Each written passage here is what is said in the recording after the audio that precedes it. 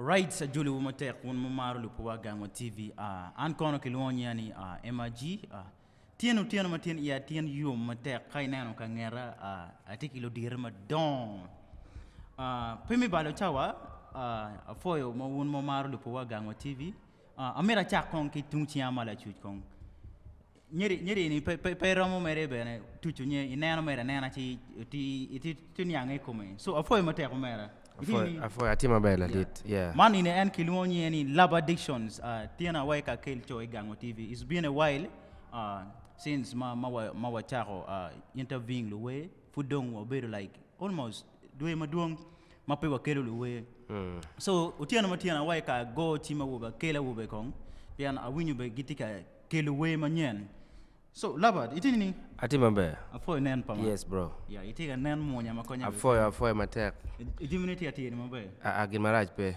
anano so mono eno beru Labert Dickson kai du chi antung la jam atiko mera chel ma en lunga ni Snob D yo Snob itini afoy matek da yeah yo Snob D aka the rough righteousness chi gango TV live utujo nyeo eno anon pa lo mo pol so pemi balo chawa amira wa cher kum loki come mo kele wa yo tiana matien kai neno industry wati busy makonye pe up and down maro ya peo so kadi neno kere angenu geno kelo Snob gen ki Labert Dickson tien no at least no tiene tie so ana miete kon gen kon go tieta kon ngomo kelo gi gangwa TV so abicha ko kitung board Labert Dickson yo bro yeah bro yeah yeah mo kele ki come gangwa TV yeah gen mukele ke come aye obino ka premiering we makelwoni Ayoli ma timo collabo though unaware mer chorus ken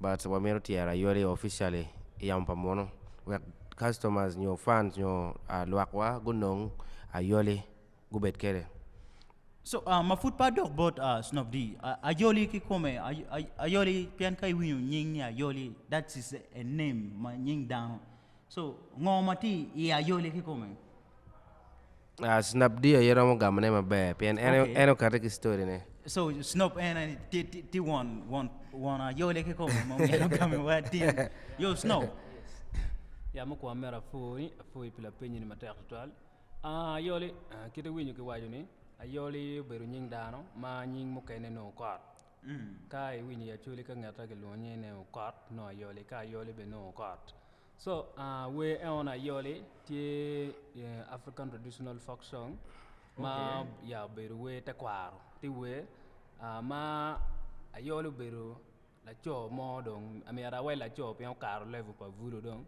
dano ma diet ma da wa ke ma opiara ngwan ma fut pere ki dago yeah then lu nyoru ne chago de yone ni mi okel dago ero endo pe mero wen winyu lokal lu nyoru ne oni lokal kelo dago en wajle en fritiri you know content do kar ma ga mena be do tekio so en story ne meri wiye ti kumeno ni Ayoli amero pinyi ma fut pe o cher ma bo pian omera Labert wai in keni ye ramo gamo la pen ini so it can lugi nyingi weng pinga yera Ayoli wati ko jog dong nga gi la penye tek total et ngi ya chuli nying ma polkar nying Ayoli li oberu nying ma pek total is a heavy name yes ya chuli geno wa ga yero wa go winya ma pek because we eni beti we ta kwaro so amero nying mo ma no yes mo ma pek ma ka winya itu nyang eni kom nya chuli ki komai get it yeah kedong joma football winyo Ayoli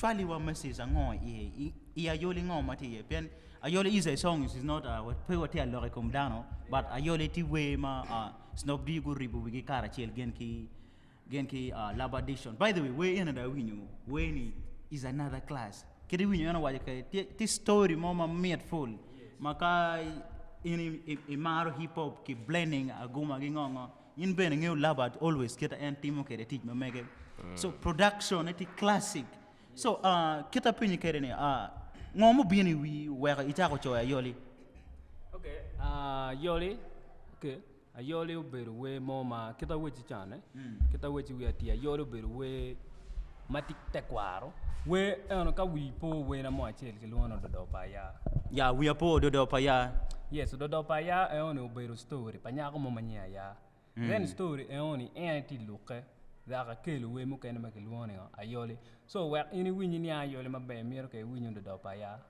ati It's like a series, eh? it's like a series get loka So Well, okay, we know Aya is the first episode. Yes, So yeah. Ayoli take another part mo kene daw. ya kan ngato winya ya gana aya ya la mera ya. yes Ichakaya de kulu. Cue cinta bila You know, pero ya.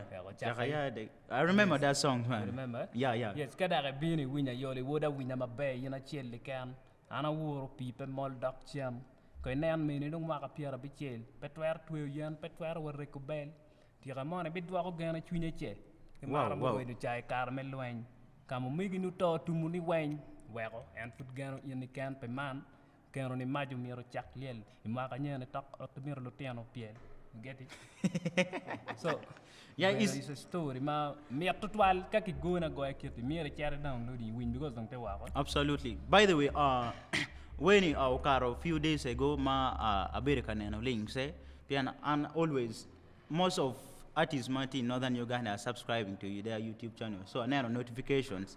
Then I share a win. When it kita win you a cappella ni. This song is really really nice. So Snob D, a dugo football. yes So kita dong ichoyo Ayoli ni. Pian winyi waji chako ki Udodopa ya. So this time stay Ayoli. Keje more aktika bienenge matika cooking you want it to flow ma kero ko meno? yes tie but then na ye patwer katike yama Yeah, yeah. meta ni I wonder where you ke gwa pa. dong cheme de mu chako because Yeah. karo ke yama dan mu chako yile ya Exactly. fans no ki chako okay like demand per fan dugula Dugu man dugu karo mo, yes yeah. where me yin karo yin pressure so tie but ni na ye kenen ne no romo then awe ko nya Pero mo can pay. adugi So yes mafuri padok bol labad. Ayoli nga mo choyo nyo nga ka tiki idea ne. Keje wo choyo kara chel won ki laba dictions. okay Ayoli bir we ma mega a chair studio bol la addiction awajo ni okay idea ma mega awa mi ronga ko nya wi corax ko nya molding corax So ano molding just chorus. ano type one man di kene cha mo en bigo a capella me corax then we know then no molding yera corax but we only we ma mega no but do da collaboration no Because down a Rio don't obviously do go collabo. yes yeah it's like that So you know you choyo Jimmy Wang then labado utia horo. yes and be producing Yes, in my tiga nano gangwa TV furiti ka chel kedwa an kilon yan MG karina no kaina tiko megina lab addictions genki Snob D. So Labert, Yeah. adugo buri, Yes. how do you feel like to work with young generation? Because you've been in the industry for so long. Pian an madan pian an be football theater trial by the way. So now amara when you winning te way phone motivations. Ni ka dugu karma jolo rodyeso Kristo ikuni furiti ago we ma met we ma gingo. So how do you feel like to collaborate collaborating kilu we ma tiano command at least me you po we ma how do you feel you? Yeah, I feel good because tien lock any in the way mateno mena machel teach kid gi petak yo man ingeo gi money ka yen fudi bi era no vibe money food liet Yeah, no mirror money time so amaro teach ki ngata mir ne tie so because jo machon to twale no mir gi do kweo and because they feel like they're made it already. and did with money beti bot gi so lo we matene kay watch gi money gen be gi winyu be gi lubo doge and that's why they shine. Yeah. So ma Snob being in studio buri ite ning ke just made in latini ni koni yelu ya Antala na nena ki wa ko ma nge You just- kiti behaving ke nge watching at nge gini.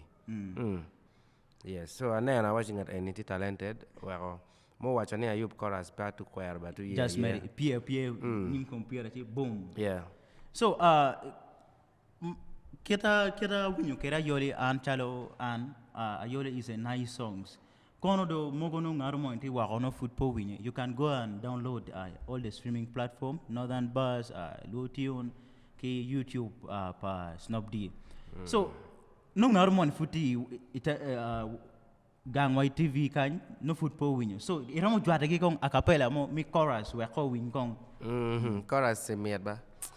Ayoli we woda kella dagudo. Ayoli we woda diang chere kuluko. Ayoli we woda kella dagudo. Ayoli we woda diang chere kuluko. Ayoli in okor latina ayoli we. Hey. Ayoli in okor latina ayoli we diang chere kuluko. Ayolo mette ke kwolo mette ke dana karacha no kwan pe ke cho chere dua miele cho likin pin dua ta raw go cho cha ko biri kiona wobe ayolo ya wo miele bulu tole.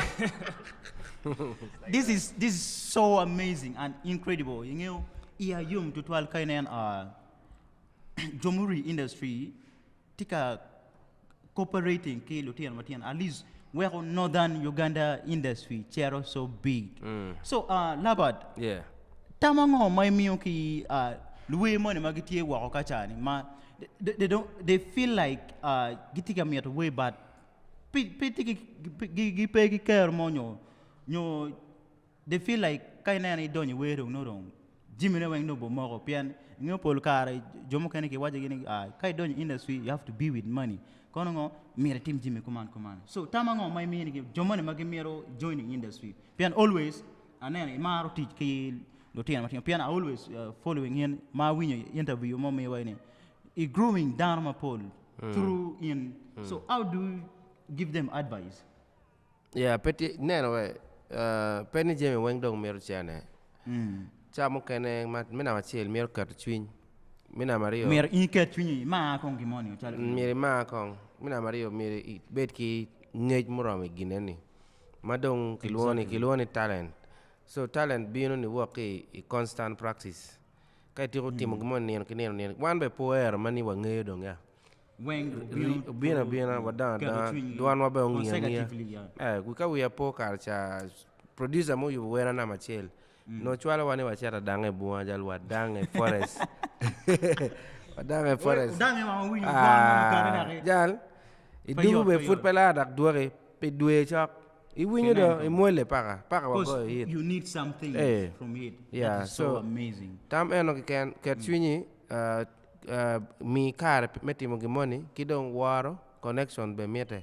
Miri wo jo motelo yo kidong teach matek mira inene wile woni pera mbero ki teach achele kan At least teach mo my no daily income pen we bero career. We pen no chene neno duju.